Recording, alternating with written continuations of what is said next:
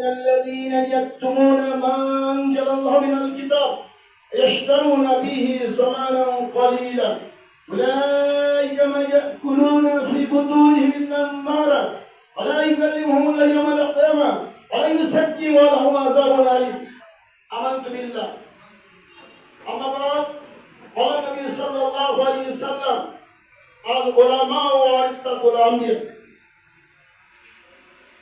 বাংলাদেশ জামাত ইসলামী চারঘাট উপজেলা শাখার ওলামা বিভাগ কর্তৃক আয়োজিত পবিত্র সিরাতুন নবী সাল্লাল্লাহু আলাইহি সাল্লাম উপলক্ষে অধ্যকার ওলামা সমাবেশ ও আলোচনা সভার মান্যবর সভাপতি জনাব হাফেজ রওশন আলম, আজকের প্রোগ্রামের প্রধান আকর্ষণ, প্রধান অতিথি বাংলাদেশ জামাত ইসলামী রাজশাহী উপজেলার সম্মানিত সুযোগ্য সেক্রেটারি, চারঘাট উপজেলার সাবেক নির্বাচিত ভাইস চেয়ারম্যান, বিশিষ্ট শিক্ষাবিদ, সমাজ সংস্কারক, জননেতা জনাব অধ্যক্ষ নাজমুল হক ভাই, আজকে প্রধান আলোচক হিসেবে উপস্থিত আছেন জনাব মাওলানা আহমদুল্লাহ ভাই, প্রান্তীয় দায়িত্বশীল ভাইরা, আমার পরম শ্রদ্ধেয় ওলামা ভাইরা, আপনাদের সকলের মধ্যে আরেকবার সস্ততা সালাম, আসসালামু আলাইকুম ওয়া রাহমাতুল্লাহ। আমি খুবই ছোট্ট করে একটি কথা বলে শেষ করব। প্রধান আলোচক আছেন, প্রধান কথা বলবেন ইনশাআল্লাহ। তবে যে কথা কয়েকটি না বললেই নয়, সেটা বলার জন্য চেষ্টা করছি। At the very beginning of starting my speech, I would like to be very much grateful to my Lord, as He has given us chances to be united to say something, to do something, to take decision, to reform this country for future nation. যে মহান মনিব অত্যন্ত মেহরবানি করেন, পরম সুযোগ দিয়ে, যেখানে তিনজন ভাই একসাথে কথা বলার সুযোগ ছিল না, সেইখানে একটি বিশাল হলরুমে একত্রিত হয়ে মহান মনিবের কোরআন, রাসূলের সুন্নাহ এবং আলেম ও ওলামাদের দায়িত্ব সম্পর্কে কিছু কথা বলার যে মহান সুযোগ পাচ্ছি, যে মহান মনিব এই মহান সুযোগ দিলেন, তার শুকরিয়া আদায় করে বলছি আলহামদুলিল্লাহ। দরুদ এবং সালাম পেশ করছি বিশ্বনবী, বিশ্ব নির্যাতিত মানবতার মুক্তির দূত, দুই জাহানের লিডার জনাবে মুহাম্মদ রাসূলুল্লাহ সাল্লাল্লাহু আলাইহি ওয়াসাল্লাম। আর বিশেষ করে এই পরিবেশটি সৃষ্টি করতে গিয়ে যে সমস্ত ভাইরা বুকের তাজা রক্ত দিয়ে দেশের মানুষের জন্য একটি স্বস্তির, শান্তির, নিরাপত্তার পরিবেশ তৈরি করে দিলেন, তাদেরকে রব্বুল আলামিন শাহাদাতের সর্বোচ্চ মর্যাদা দান করুন। যে যে জায়গা থেকে কাজ করেছেন তার উত্তম বিনিময় রব্বুল আলামিন দান করুন। যারা বঙ্গত্ব বরণ করেছেন রব্বুল আলামিন তাদেরকে শিফায়ে কুল্লিয়া দান করুন। বিশেষ করে যারা স্বজন হারিয়েছে সেই পরিবারকে রব্বুল আলামিন সবরে জামিন দান করুন, আমিন। প্রিয় ভাই আমার খুব ছোট্ট একটি কথা, সেটা হচ্ছে আমাদের পরিচয় হচ্ছে আমরা রাসূলের ওয়ারিস, নবীদের ওয়ারিস, তাই তো? রাসূল সাল্লাল্লাহু আলাইহি ওয়াসাল্লামকে কেন পাঠানো হয়েছিল?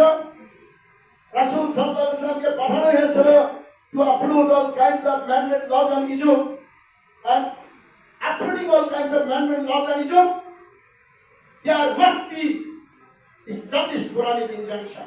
রাসূলকে পাঠানোই হয়েছিল মানুষের তৈরি করা আইন, মতবাদ, মতাদর্শকে পিছি সুতো উপায় ফেলে দিয়ে, শিকড় সুতো উপায় ফেলে দিয়ে সেই কোরআন বিধানকে বিজয়ী করে দেওয়ার জন্য।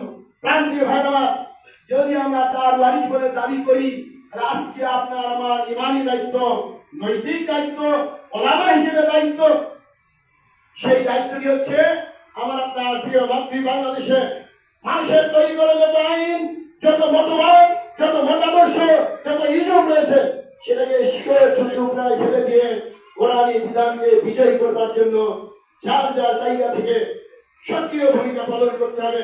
রব আমাদের তৌফিক দান করুন, কবুল করুন, আমিন। প্রিয় ভাইরা, একেবারে শেষের দিকে এগিয়ে যাওয়ার আগে যে কথাটি স্মরণ করিয়ে দিতে চাচ্ছি, আমি আপনাদের সামনে পবিত্র কোরআনুল কারীমের সূরা বাকারা আয়াত নম্বর 174 তেলাওয়াত করেছি। এইখানে আমরা যারা আছি, আল্লাহ শুকরিয়া, আলহামদুলিল্লাহ, অত্যন্ত ভালো লাগতেছে যে আমাদের আলেম ভাইরা আজকে একত্রিত হতে পেরেছি আমরা। কোথায় ছিলাম, কিভাবে ছিলাম, অনেক সময় মনের প্রবল ইচ্ছা থাকা সত্ত্বেও প্রতিকূলতার কারণে আমরা এইভাবে করে একটি মিলন মেলায় উপস্থিত হওয়ার সুযোগ পাচ্ছিলাম না। কিন্তু আল্লাহ আজকে সুযোগ করে দিয়েছে। সেখান থেকে শুধু আপনারা আমার চেয়ে অনেক বেশি জানেন, আলহামদুলিল্লাহ। আমি যদি ওই হিসেবে বলি, আপনাদের অনেকের ছাত্র হওয়ার যোগ্যতা আমার নাই, কিন্তু যে বিষয়টি বলার জন্য জানিয়েছি ছোট্ট করে বলতেই হবে। তার আল্লাহর ঘোষণা হচ্ছে, ইন্নাল্লাযীনা ইয়াকতুমুনা মা আনজালাল্লাহু মিনাল কিতাব ওয়া ইশতারুনা বিহি সাওয়ারান কালিলা। নিঃসন্দেহে যারা আমার এই কোরআনে অবতীর্ণ আইনকে, বিধিবিধানকে গোপন করেছে, চেপে রেখেছে, প্রকাশ হতে চায়নি, প্রকাশ করেনি, আর সামান্য স্বার্থের কারণে বিকিয়ে দিয়েছে, ওরা ওদের পেটের মধ্যে জাহান্নামের আগুন ছাড়া কিছু ঢুকাচ্ছে না। সময় তো আমার পরামর্শ হলো, আরে বলো ভাই, আপনাদের বিশ্লেষণ করে বলতে চাচ্ছি, কোরআনের বিধান আল্লাহ রাব্বুল আলামিন আপনাদের পরিচয় দিয়েছেন, আপনাদের সিনায় দান করেছেন। সেই বিধানকে আর গোপন রাখার কোনো সুযোগ নেই। পরিষ্কার ভাবে মাঠে ময়দানে আপনার আমার যেখানে বিচরণ ক্ষেত্র, সেখানে কোরআনের বিধানকে স্পষ্ট ভাষায় বলে দিতে হবে। প্রশ্ন হতে পারে, তাহলে কি সবাই মেনে নেবে না মানবে কিনা, এই দায়িত্ব আপনাকে আমাকে দেওয়া হয়নি। আল্লাহ রাব্বুল আলামিন সূরা ইউনূস আয়াত নম্বর 108 পরিষ্কার করে বলেছেন, বিসমিল্লাহির রহমানির রহিম, কুল ইয়া আইয়ুহান নাসু ক্বাদ জাআকুমুল হাক্কু মির রাব্বিকুম ফামান ইহতাদা ফাইন্নামা ইয়াহতাদি লিনাফসি ওয়া মান দাল্লা ফাইন্নামা ইয়াদিল্লু আলাইহা ওয়া মা আনা আলাইকুম বিওয়াকিল। নবী হে, আপনি স্পষ্ট ভাষায় জানিয়ে দিন, তোমাদের কাছে তোমাদের রবের পক্ষ থেকে সত্য এসে গেছে। এই সত্যকে এখন যারাই মেনে নেবে, তারা যেন নিজেদের কল্যাণ নিজেরা দেখে আনলো। আলহামদুলিল্লাহ। পক্ষান্তরে যারাই এখান থেকে মুখ ফিরিয়ে নেবে, তারা নিজেদের অকল্যাণ নিজেরা দেখে আনবে। নাউজুবিল্লাহ। নবী আপনি আরো স্পষ্ট বলুন, আমি তোমাদের উপর দারোগা হয়ে আসিনি, লাঠি মেরে করে ভালো মানুষ করে দেবো, এটা আমার দায়িত্ব নয়।